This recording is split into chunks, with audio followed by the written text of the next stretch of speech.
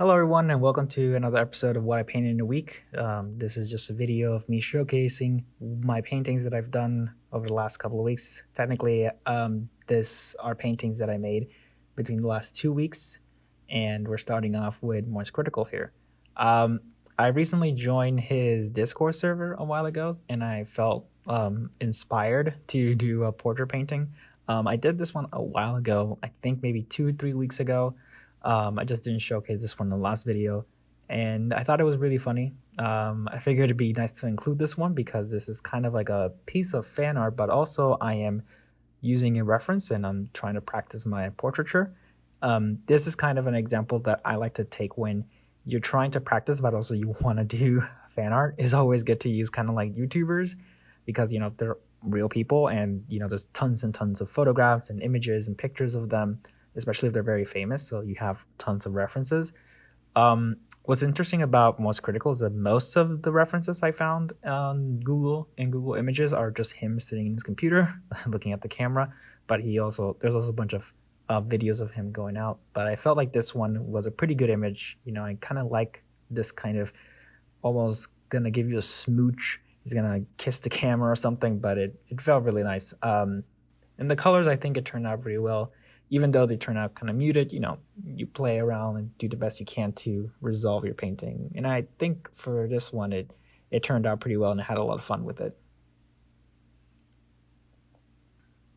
Up next, this one is kind of a joke painting. I was sitting in a Discord call with some people and we were just kind of making jokes. And this inside joke of Kevin from SpongeBob, like he's like a sea cucumber, and we all started kind of drawing him in like very Chad or kingly portraits of him, and I decided to do my own take.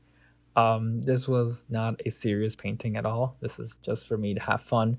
I was kind of just inspired by like Caravaggio style paintings that had like a lot of dramatic light, and they were very exaggerated, like poses and body features.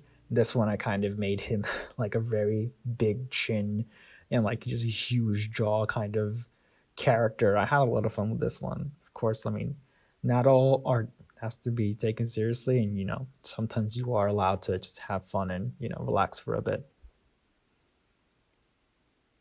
Then I decided to do some practice. So this one took me a while to actually finish because it was trying to me figuring out how to paint hands using a reference that I found on Pinterest. So the reference that I had was kind of a very painterly, almost realistic renderings of hands. They were really well done, and I really wanted to emulate that style of rendering. So I paid a lot of attention of what kind of colors they were using, like what was the shape language of like the shadows. You kind of see that I'm doing them almost like very blocky. I'm starting out very blocky and then I'm kind of carving them out, but I'm still keeping like the general shape.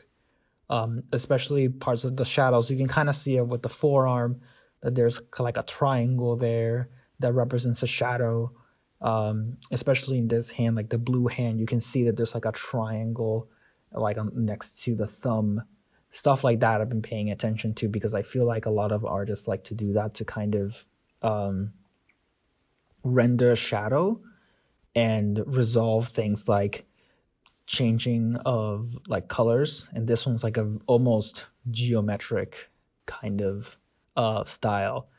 I think I really like this one. This isn't necessarily something I feel like I want to do, but I've learned a lot just by looking at how the artist approach to hands, and I feel like this is kind of a good exercise just to kind of understand how artists approach things like rendering, especially like almost realistic hands. And these poses were actually kind of difficult, so yeah, it makes sense why this one took me a while.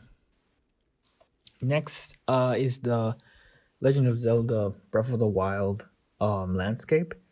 This one was pretty fun. This one actually took me a while because I was looking at a screenshot and I decided to take like a corner piece. The screenshot was much larger. It was like a very wide vista. and I wanted to practice more with perspective.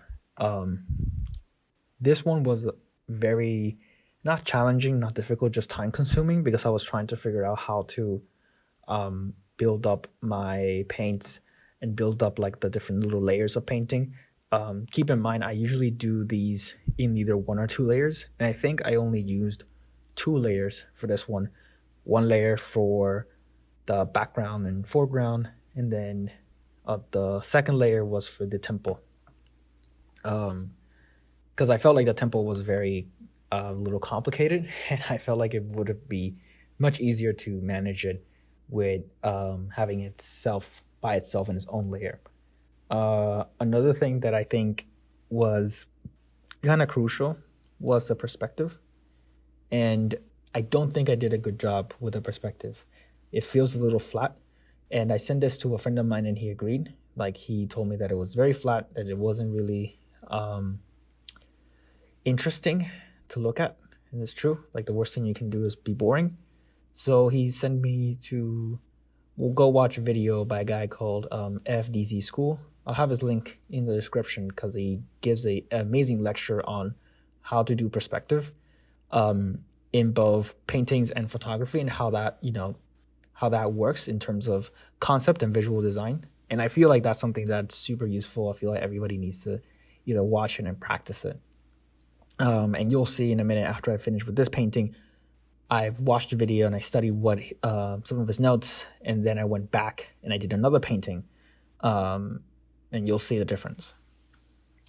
So in the second painting, I decided to do a landscape from Genshin Impact, which I'm a big fan of their landscaping. I think it's super well designed, and they're kind of very similar to Breath of the Wild, which is obviously that's their inspiration. And I guess I'm in this Breath of the Wild, the Genshin Impact phase right now. After watching the video and kind of reviewing some of the tips he said about perspective, I decided to do a very simple landscape with waterfalls and just some mountain range and some trees. I think this one turned out pretty well because I followed a lot of the tips that he had. And the reason why this one works better is because there's a better view. Like the lens is a little wider. Kind of like in video games, we have like FOV, which is like the field of view. So like the higher the field of view, the kind of the wider the lens gets, and you get to see more around you, and it becomes a more pleasant image. And this one actually turned out pretty well because you get to see a clear difference in perspective in terms of size. Like that waterfall, the one on the right clearly looks bigger than the one further outside. And I think what makes this painting works really well is because I've used multiple waterfalls, not just one. So you can see there's one that's closer and there's some that are farther away. And the trees also help a lot with the perspective. Like, there's some trees on top of the mountain range, and they're very tiny from afar, but they could be very massive trees. And I think this one turned out super well. So yeah, practice perspective. Thank you so much to making it to the end of the video. I know that these aren't very interesting, but I really like to make these videos because it kind of keeps me on track of what I'm doing. And if you're interested in watching these types of videos, and if you want to have more conversations about art or whatever, you can always feel free to like and subscribe. I'm also doing other projects as well, so be on the lookout for that. And if you have any questions, or if you want to have access to some of the resources I've used to make these videos and make some of my paintings, I have a Discord link in the bottom of this video, so you can go check it out, and we can have a chat and try to learn some paintings. So yeah, thank you guys so much for watching, and happy painting.